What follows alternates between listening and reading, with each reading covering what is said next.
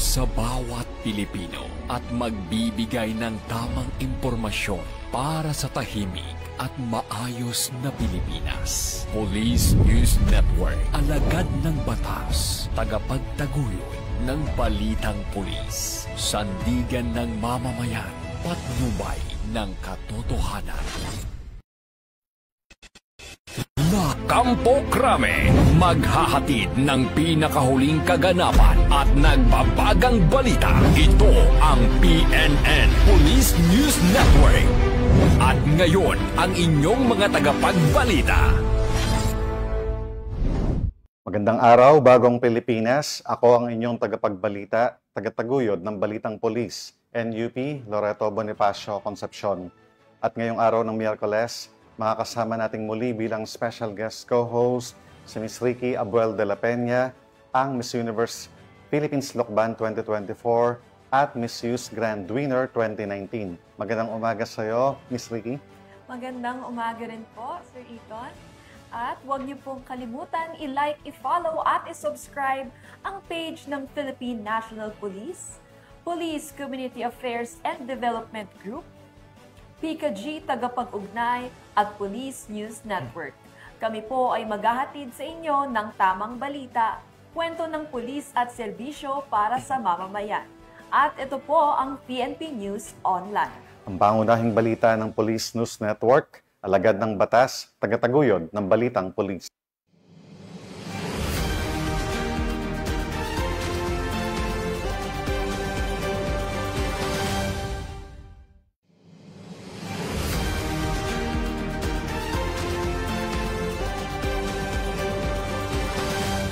Narito ang mga balitang dapat niyong abangan.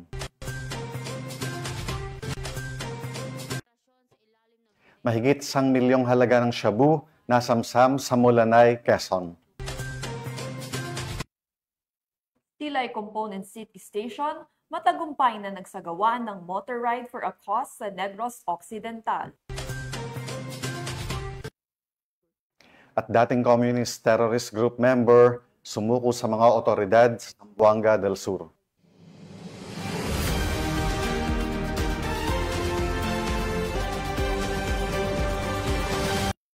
Narito ang mga balitang hatid ng ating PNN correspondents mula sa iba't ibang panig ng bansa.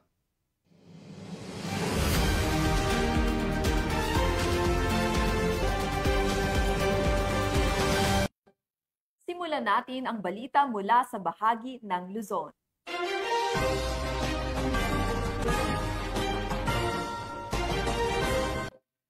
Naaresto ng mga tauhan ng Tuwao Municipal Police Station sa lalawigan ng Cagayan ang isang lalaking wanted sa kasong paglabag sa Republic Act 2610 o ang Special Protection of Children Against Child Abuse, Exploitation, and Discrimination Act. Ang pagkakadakip sa sospek ay bahagi ng pinaigting na kampanya ng PNP laban sa mga wanted person, lalo na ang mga sangkot sa krimen na may kinalaman sa karahasan at mga abuso sa mga kabataan. Patrolwoman Janet Balad sa report. Naaresto ng mga tauhan ng PNP Tuwao ang isang lalaki na wanted sa kasong pang-aabusong sexual sa isang minor de edad matapos ipatupad ang warrant of arrest sa bayan ng Tuwao nito lamang ka-22 ng Agosto taong kasalukuyan. Matagumpay na naaresto ang suspect na si alias Jojo, 48 anyos, binata at residente ng naturang bayan sa pagtutulungan ng PNP Tuwao, Provincial Intelligence Team Cagayan South, Regional Intelligence Unit 2, 4th Mobile Force Platoon, 1st Cagayan Provincial Mobile Force Company at 202nd ng Regional Mobile Force Battalion 2. Siya ay nahaharap sa paglabag sa Republic Act 7610 o Special Protection of Children Against Abuse, Exploitation, and Discrimination Act. Kasalukuyang nasa kustodiya ng PNP Tuwao ang suspect matapos maisailalim sa dokumentasyon bago iharap sa korte na may jurisdiksyon sa kanyang kaso. Mula dito sa Lambak ng Cagayan, ako ang iyong PNN correspondent, Patrolwoman Janet Balad, alagad ng batas, tagataguyod ng balitang pulis. Maraming salamat, Patrolwoman Balad. Hindi na nakalusot pa sa batas ang isang lalaki sa Dagupan City matapos itong arestuhin ng mga polis dahil sa kasong qualified theft. Ang report mula kay Police Master Sergeant Marvin Jake Romero. Naresto ng mga tauhan ng Dagupan City Police Station ang isang lalaki na wanted sa qualified theft sa Barangay Poblasyon, ST, Dagupan City. Kinilala ang suspect na si Russell, 27 taong gulang, walang trabaho at residente ng Barangay Karanglaan, Dagupan City. Ang pag-aresto ay sinagawa sa bisa ng warrant of arrest na may kasong qualified theft na may piyansang 72,000 pesos. Dumaan sa medical legal examination sa Region 1 Medical Center Annex, Barangay Bunuan, Binluk, ang naaresto bago dinala sa estasyon para sa dokumentasyon at kaukulang disposisyon. Mula dito sa Ilocos Region, ako ang iyong PNN correspondent, Police Master Sergeant Marvin J. Romero, alagad ng batas, tagataguyod ng balitang pulis. Maraming salamat, Police Master Sergeant Marvin Romero. Inaresto ng mga tauhan ng Karamoan Municipal Police Station ang 2 mangingisda matapos maaktuhan sa iligal na pangingisda sa baybayin ng Karamoan, Catanduanes. Police Staff Sergeant Thaddeus Quintana sa report. Gusto ng mga tauhan ng Karamoan Municipal Police Station ang 2 mangingisda matapos silang maaktuhang nagsasagawa ng iligal na pangingisda sa karagatang sakop ng bayan ng Karamoan, Catanduanes nito lamang ika-23 ng Agosto taong kasalukuyan. Aktual na nasaksihan ng mga operatiba ng Karamoan MPS ang 2 habang gumagamit ng pinagbabawal na kagamitan sa pangingisda sa loob ng municipal waters ng bayan. Agad silang inaresto at dinala sa himpilan para sa karampatang investigasyon at dokumentasyon. Ang 2 suspect ngayon ay nahaharap sa kasong paglabag sa Republic Act No. 8550 o ang Philippine Fisheries Code of 1998 na inamendehan ng Republic Act No. 10654. Patuloy ang paalaala ng Karamoan MPS at ng lokal na pamahalaan sa publiko, lalo na sa sektor ng pangingisda, na mahigpit na sumunod sa umiiral ng mga regulasyon upang maiwasan ang paglabag sa batas at matiyak ang kaligtasan at kapakanan ng lahat. Mula dito sa probinsya ng Catanduanes, ang The Happy Island ng Kabikulan, ako ang inyong PNN correspondent, Police Staff Sergeant Quintana, alagad ng batas, tagataguyod ng balitang pulis. Maraming salamat, Police Staff Sergeant Quintana. Nasa kote ng mga tauhan ng Mulanay Municipal Police Station ang isang high-value individual sa isinagawang buy-bust operation sa Barangay Santo Niño ng naturang bayan sa lalawigan ng Quezon. Nakatutok dyan si Patrolwoman Jessica Cris Obrero. High-value individual ang naaresto sa isinagawang buy-bust operation ng Mulanay Municipal Police Station sa Barangay Santo Niño, Mulanay, Quezon Province. Kinilala ang suspect na si alias na M at Bagting, 42 taong gulang, may asawa, driver at residente ng Barangay San Roque, Catanawan, Quezon Province. Ayon sa ulat, ikinasa ng mga operatiba ng Mulanay MPS sa pangunguna ni Police Major Joseph Ian C. Hava ang operasyon sa ilalim ng PDEA Control Number 1005-082025-0879 na huli sa akto ang suspect habang ibinebenta ang iligal na droga. Na-recover sa operasyon ang 14 na sachet ng hinihinalang shabu na may kabuoang timbang na 165.72 gramo at tinatayang nagkakahalaga ng 1.1 million pesos. Kasama rin sa nakumpiska ang buy-bust money, budol money, timbangan, gunting, mga lalagyang plastic, pouch, styrofoam at isang pulang NMAX na motorsiklo. Ang suspect ay kasalukuyang nasa kustodiya ng Mulanay MPS at nahaharap sa kasong paglabag sa Section 5, 11 at 12 ng Article 2 ng Republic Act 9165 o Comprehensive Dangerous Drug Act of 2002 na isasampa sa tanggapan ng Provincial Prosecutor sa Catanawan, Quezon Province. Samantala, sa pahayag ni Police Colonel Romulo A. Albesia, Acting Provincial Director ng Quezon Police Provincial Office, tiniyak niyang walang ligtas sa batas ang mga sangkot sa droga at iba pang krimen. Hinihikayat din niya ang publiko na makipagtulungan sa pulisya at i-report agad ang anumang kahina-hinalang aktibidad. Pinuri rin ni Police Colonel Albesia ang mabilis at maagap na aksyon ng mga tauhan ng Mulanay MPS na nagresulta sa matagumpay na operasyon. Mula dito sa Calabarzon, ako ang inyong Police News Network Correspondent, Patrolwoman Jessicris S. Obrero, alagad ng batas, tagataguyod ng Balitang Pulis. Maraming salamat, Patrolwoman Obrero. Matagumpay na ikinasa ng mga tauhan ng Bataraza Municipal Police Station sa Palawan ang isang operasyon na nagresulta sa pagkakaaresto ng isang wanted person at isang drug suspect.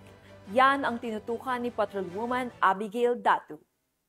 Ang dalawang individual kabilang ang isang wanted person na may standing warrant sa Barangay Marangas, Bataraza, Palawan nitong Agosto taong kasalukuyan. Kinilala ang mga suspect na sina alias Hanil, 31 years old at residente ng Barangay Inugbong na inaresto sa bisa ng warrant of arrest na inilabas ng 9th MCTC, Brooks Point, kaugnay sa kasong paglabag sa Republic Act 10863 o ang Customs Modernization and Tariff Act. May nakatakda itong piyansa na nagkakahalaga ng 2,000 pesos para sa kanyang kaso. Kasama ring naaresto si alias Ferds, 29 years old, magsasaka at residente ng Barangay Marangas sa nasabing bayan.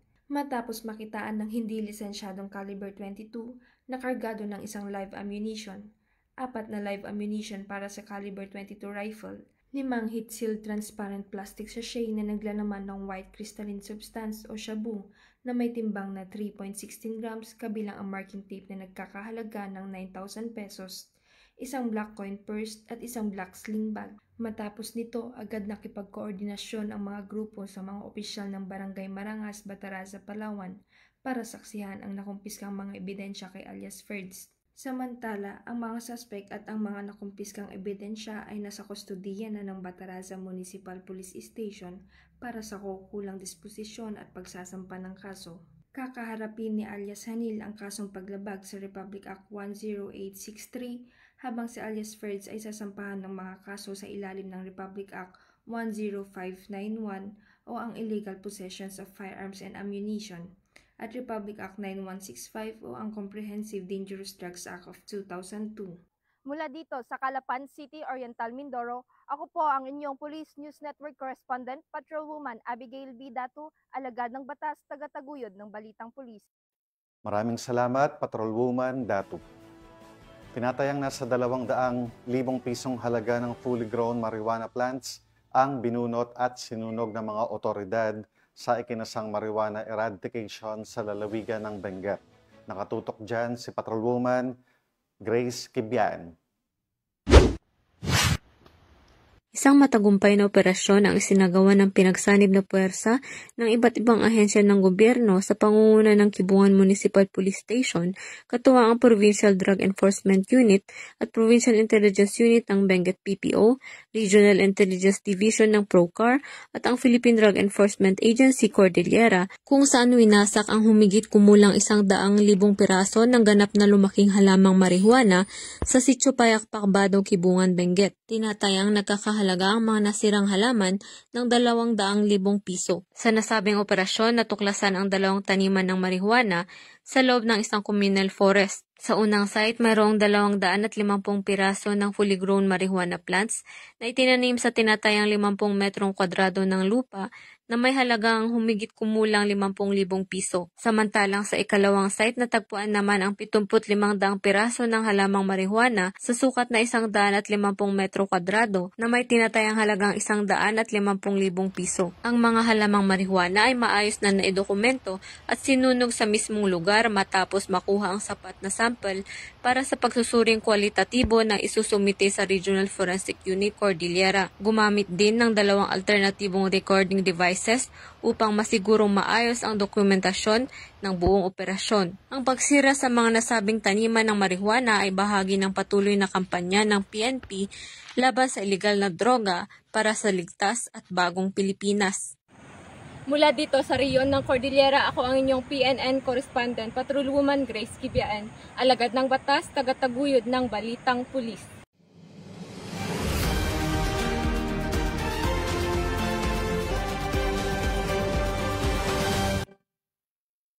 Tunghayan naman natin ang mga balita mula sa Visayas.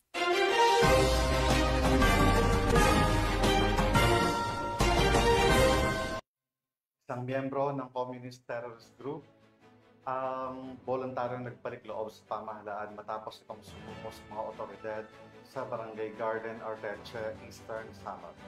Nananawagan naman ang mga otoridad sa iba pang kasapi ng CTG na sundan ang yapak ng kanilang kasamahan at magbalik loob upang makapamuhay ng payapa kasama ang kanilang pamilya at makibahagi sa mga programang pangkaunlaran ng pamahalaan. Patrolwoman Crystal Palafox sa report.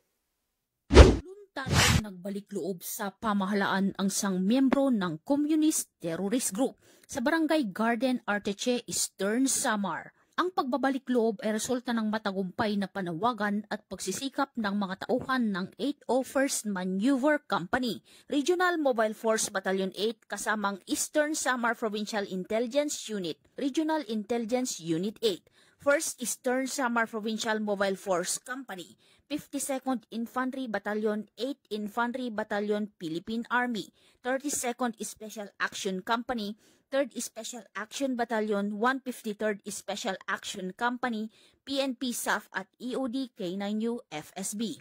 Samantala, nakatanggap naman ang nagbalik loob ng agarang tulong pinansyal at food packs mula sa mga kapulisan.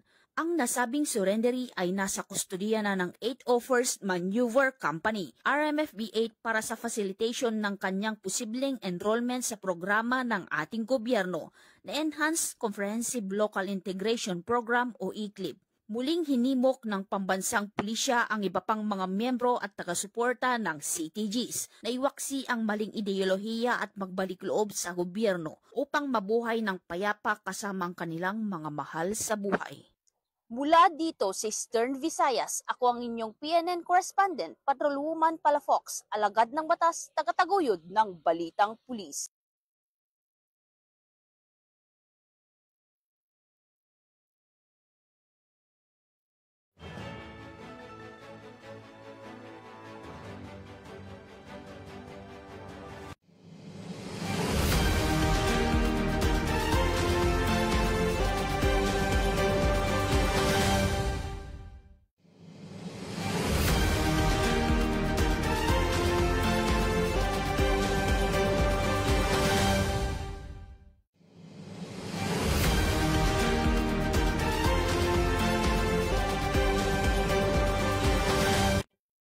Layuning palakasin ang kamalayan ng publiko tungkol sa kahalagahan ng Emergency Hotline 911, isinagawa ng Silay City Component Police Station ang isang motor ride for a cause, Ride for 911 Awareness sa Negros Occidental.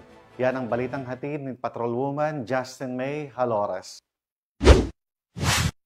Matagumpay na isinagawa ng Silay City Component Police Station sa pangunguna ni Police Lieutenant Colonel Mark Anthony D. Daroca, Chief of Police, ang ikatlong motor ride for a cause, Ride for 911 Awareness nito lamang ika-24 ng Agosto taong kasalukuyan. Layunin ng naturang aktibidad na itaas ang kaalaman ng publiko hinggil sa kahalagahan ng paggamit ng emergency hotline na 911. Nagsimula ang motorcade sa Silay CCPS grounds at nagtapos sa Soreta, Barangay Patag, Silay City, Negros Occidental. Dinaluhan ito ng iba't ibang riders groups, mga partner organizations at mga miyembro ng komunidad na nagbigay ng buong suporta sa adhikain ng programa. Maliban sa masayang samahan, naging oportunidad din ito upang pagtibayin ang ugnayan ng kapulisan at pamayanan. Namahagi ang kapulisan ng 911 stickers sa lahat ng lumahok. Sa pamamagitan nito, inaasahang mas mapapalaganap ang kamalayan ng publiko tungkol sa mabilis na paghingi ng tulong sa oras ng pangangailangan. Layunin din ng aktibidad na hikayatin ang mga mamamayan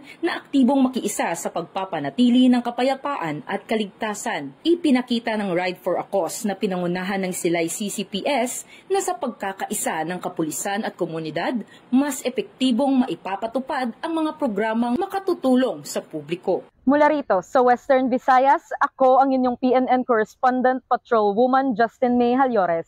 Alagad ng batas, tagataguyod ng Balitang Pulis. Maraming salamat, Patrolwoman Halores. Ipinamalas ng Cebu Police Provincial Office ang kahandaan at mabilis na aksyon ng kanilang mga tauhan sa pamamagitan ng 5-minute response policy sa isinagawang aktibidad sa harap ng miyembro ng media. Magbabalita dyan si Patrolwoman Annalyn Canoog. Tagumpay na isagawa ng Cebu Police Provincial Office sa isang makabuluhang pagbisita ng Cebu Federation of Beat Journalists sa kanilang command center noong 25 ng Agosto sa taong kasalukuyan sa ilalim ng pamumuno ni Police Colonel Christopher M. Bermudez, Provincial Director ng Cebu Police Provincial Office. Pinangunahan ni Mr. Arnold Bustamante ang delegasyon ng mga mamamahayag na nagkaroon ng pagkakataong makasaksihan ng isang simulation exercise na isinagawa gamit ang body-worn camera system sa Carcar City Police Station. Sa isinagawang pagsasanay, nakapagtala ang responding team ng mabilis na response time na 2 minutes at 58 seconds na napapatunay sa kahandaan at kahusayan ng Cebu Police Provincial Office sa pagtugon ng mga emerhensya. Ang aktibidad ay pagpapakita ng mahigpit na pagpapatupad ng 5-minute response policy. Sa pamamagitan ng inobasyon, kahandaan at maagap na aksyon, ipinamalas ng Cebu Police Provincial Office ang kanilang dedikasyon sa pagpapanatiling kapayapaan at seguridad ng publiko. Ang pagsaksi ng mga mamamahayag sa nasabing simulation exercise ay nagbigay diin sa transparency at pagtitiwala na naistaguyod ng Cebu Police Provincial Office sa publiko na patunay ng kanilang patuloy na pangako sa epektibong serbisyo at proteksyon ng komunidad. Mula dito sa Central Visayas, ako ang inyong Police News Network Correspondent, Patrolwoman Annalyn N. Canoog, alagad ng batas, tagataguyod ng balitang pulis.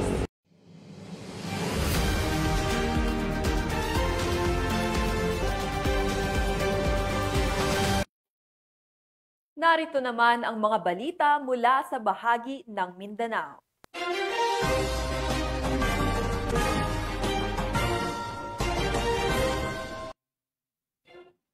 Walang takas ang isang drug suspect matapos mahuli sa isinagawang buy-bust operation ng mga otoridad sa Gingoog City, Misamis Oriental.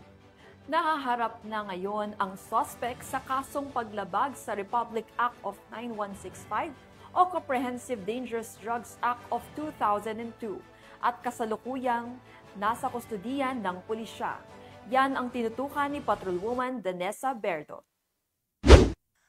Arestado ang isang individual sa kinasang buy-bust operasyon ng mga operatiba ng City Drug Enforcement Team ng Gingoog City PNP sa Barangay 18A, Gingoog, Misamis Oriental. Kinilala ni Police Lieutenant Colonel Dennis G. De Los Santos, officer in charge ng Gingoog City Police Station, ang suspect na si alias Wilson, lalaki 19 na taong gulang at residente ng nasabing lugar. Sa kinasang drug buy-bust operasyon ng mga operatiba ng Gingoog PNP bandang alas 9 ng gabi ay nakumpiska ang mga pakete ng hinihinalang shabu na may bigat na 3.5 na gramo at may standard drug price na 20,740 pesos, isang 500 peso bill na ginamit bilang buy-bust money at iba pang mga non-drug paraphernalias. Naharap ang suspect sa kasong paglabag sa RA 9165 o Comprehensive Dangerous Drugs Act of 2002.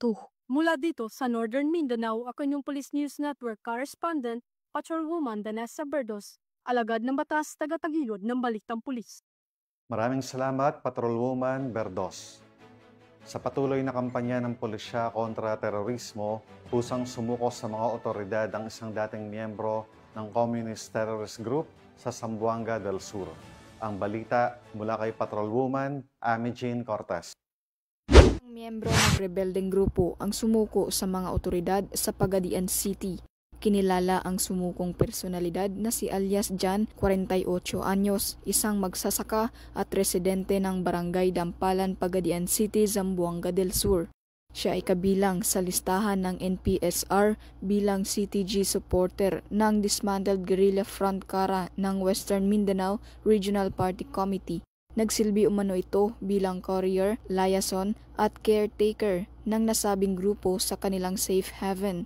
Dakong alas 11:30 ng umaga, Agosto 25 taong kasalukuyan, isinagawa ang pagsuko sa pamamagitan ng pinagsanib na puwersa ng 902nd Maneuver Company RMFB 9 Regional Intelligence Unit 9 kasama ang iba't ibang unit ng PNP.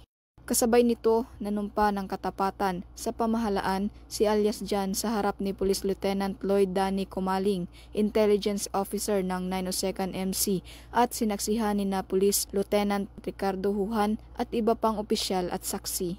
Matapos ang panunumpa, agad siyang binigyan ng food packs at cash assistance bilang bahagi ng reintegration program.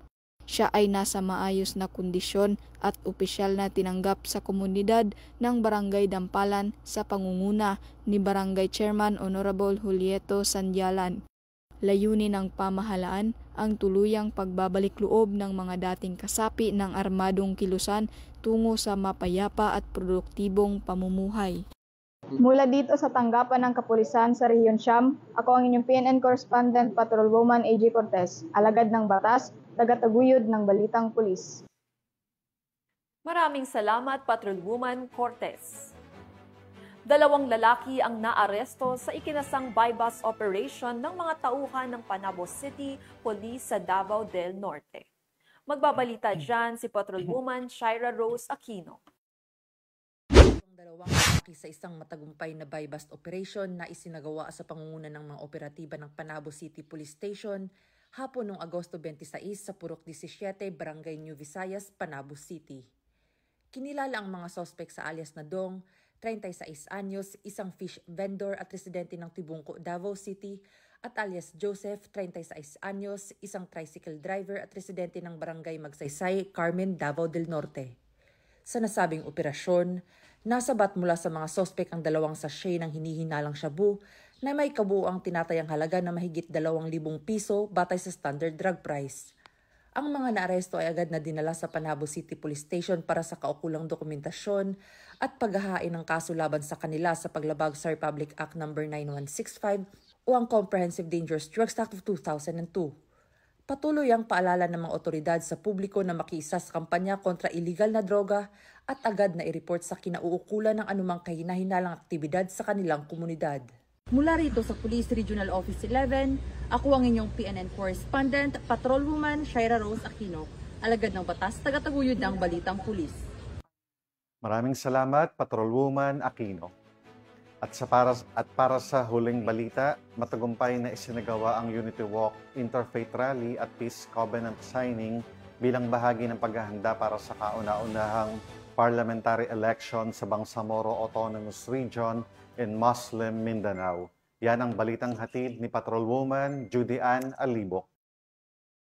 Bilang paghahanda sa nalalapit at kauna-unahang BARM parliamentary elections, matagumpay na isinagawa ang Unity Walk, Interfaith Rally, and Peace Covenant Signing in relation to first BARM parliamentary election dito sa Old Capitol, Barangay Simuay, Sultan Kudarat, Maguindanao del Norte. Ito lamang ika-26 ng Agosto taong kasalukuyan. Ito ay personal na dinuluhan ni Police Brigadier General Jason C. D. Guzman, Regional Director ng ProBAR, katuwang ang Philippine Army, Bureau of Fire Protection, Philippine Marines, at local government unit ng naturang lalawigan. Dinaluhan din ito ng mga opisyal ng barangay, mga kandidato, religious leaders, at iba pang stakeholders na nagkaisa upang itaguyod ang isang mapayapa, maayos at patas na halalan. Ang isinagawang Unity Walk ay sumasalamin sa pagkakaisa para sa ligtas at tapat na eleksyon, habang ang Interfaith Rally ay isang panawagan mula sa mga leader ng pananampalataya para sa kapayapaan. Samantala, ang Peace Covenant Signing ay nilagdaan ng mga kandidato ang kasunduang igalang ang batas at tiyakin ang maayos na proseso ng eleksyon. Kasabay nito ang pagpapalipad ng mga kalapati na sumisimbolo sa kapayapaan, pagkakaisa, pag-asa at bagong simula. Ipinapakita ng inisyatibang ito ang dedikasyon ng mga kapulisan sa pamumuno ni Police Brigadier General D. Guzman at iba pang katuwang ng ahensya sa pagpapanatili ng integridad at seguridad ng halalan. Ito ay mahalagang hakbang para sa pagkamit ng mapayapa at maunlad na komunidad. Mula rito sa Police Provincial Office ng Maguindanao del Norte, ako ang inyong PNN Correspondent, Patrolwoman Judy Ann Alibo, alagad ng batas, tagataguyod ng Balitang Pulis. At yan ang mga balitang nakalap ng ating PNN correspondents mula Luzon, Visayas at Mindanao. At bago tayo magtapos, gusto ko pong muling magpasalamat sa masusugid na manonood ng Police News Network at syempre pa sa ating special guest co-host ngayong araw na walang iba kundi si Miss Ricky Abuel de la Peña. Maraming salamat sa propaunlak na imbitasyon, Miss Ricky, bilang aming special guest co-host sa programang ito. Baka may gusto kang pasalamatan o i-promote, Miss Ricky? Yes, thank you rin po sa pag-invite po sa akin dito once again. Tinatawag ko po ang mga aspiring models. Magkakaroon po kami ng beginner-friendly modeling workshop ngayong September 14. Visit lang po sa page ng Block Modeling School. And of course, pinapasalamatan at binabati ko rin po si Acting Chief PNP, Police Lieutenant General Jose Melencio Nartates Jr., Police Major General Roderick Augustus Alba, the Director for Police Community Relations, PKG Command Group na pinamumunuan ni Police Brigadier General Marvin Joe Saro, Police Colonel Joel Serrano, Police Colonel Adonis Guzman, at Police Colonel Joel Ada. And of course, sa lahat ng personnel ng Police Community Affairs and Development Group at sa lahat ng magigiting na pulis sa buong bansa. Maraming salamat po sa inyong serbisyo para sa isang ligtas na pamayanan. At sa ngalan ng pamunuan ng Philippine National Police sa pangunguna ni Acting Chief PNP Police Lieutenant General Jose Melencio Nartates Jr. at sa pamumuno ni President Ferdinand Bongbong Marcos Jr., kami ay maglilingkod sa bawat Pilipino at magbibigay ng tama at balansang balita. Mula rito sa tanggapan ng mga tagapag-ugnay ng pambansang pulisya, kami ang inyong tagapagbalita, tagataguyod ng Balitang Pulis, NUP Loreto Bonifacio Concepcion. At ako naman po si Miss Ricky Abuel de la Peña, your Miss Universe Philippines Lokban 2024 at Miss Philippine Youth Grand Winner 2019. Maghahatid ng tamang balita, kwento ng pulis at serbisyo para sa mamamayan. At ito po ang PNP News Online. Ang pangunahing balita ng Police News Network.